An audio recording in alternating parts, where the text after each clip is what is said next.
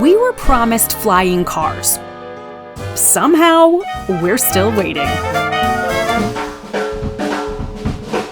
What we do have, though, are electric vehicles that could revolutionize not just the automotive industry, but transportation itself, and in a way that's environmentally sustainable. There's just one problem. Government is getting in the way.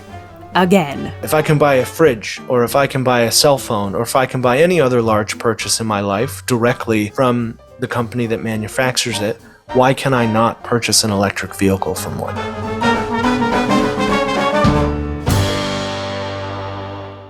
Let's briefly go back to the 19th century, when electricity was changing everything. It made possible audio recording and telephone calls and street lamps and motion pictures. The old gas-burning internal combustion engine, only a small upgrade from the earliest locomotive steam engine, was the past. Electricity was the future. Enter Henry Ford. Thanks to the assembly line, his gas-burning cars were easier and cheaper to produce, and they won the early car market.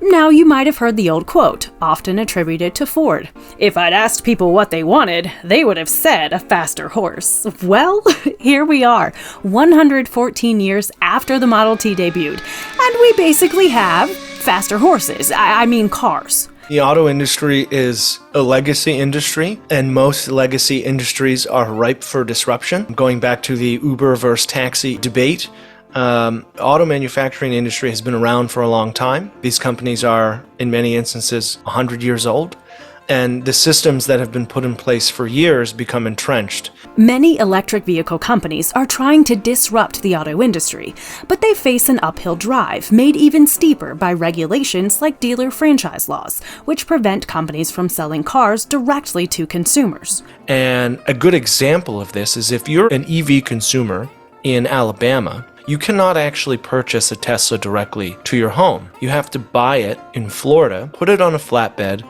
drive that flatbed to the DMV in Alabama, and then register your car. It's a textbook example of cronyism. And when I say that, I mean we have a very powerful political lobby in most of these states, which is the Dealers Association, and they lobby heavily to their state representatives to keep these laws on the books. We'd love to tell car dealerships and their lobbyists to knock it off and just play nice.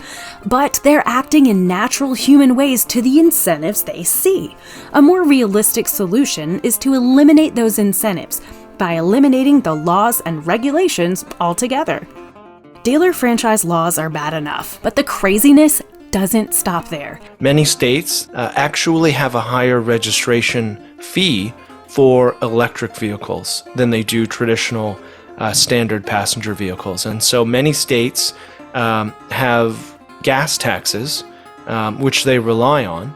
And in response to not being able to generate revenue from the gas tax, because obviously electric vehicles do not consume gasoline, they've increased the registration fee to cover the difference. You're discriminating against electric vehicle consumers for making an environmentally conscious decision. Outdated, cronyist dealer franchise laws, absurd regulation fees, and to complete the triple play, making it harder and more expensive to buy electric vehicles. My administration is going to make Buy American a reality, and I'm putting the weight of the federal government behind that commitment.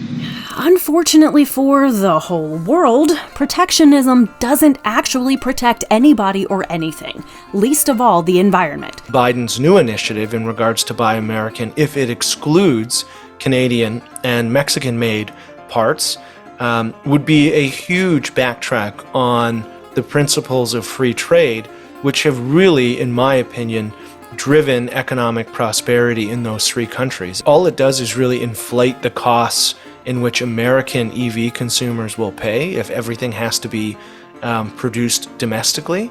And just in case the hypocrisy weren't thick enough already, as his Buy American policy drives prices up, Biden wants half of all new vehicles sold to be electric by 2030. He can have an executive order that mandates that a certain percentage of cars be electric. However, if consumers have difficulty accessing the cars that they want, that mandate or that executive order may actually go nowhere. It may fail. The more you open the market, the more you open it to competition, the more downward pressure you're going to have on prices, which is really what's going to put electric vehicles within reach for ordinary Americans. What about you? Would you consider buying an electric car? Tell us in the comments why or why not. These laws, regulations, and executive orders are working against electric vehicles, helping to uphold gasoline's dominance. But as we see it, people want to do the right thing for themselves and for the environment. They just need government to get out of the way.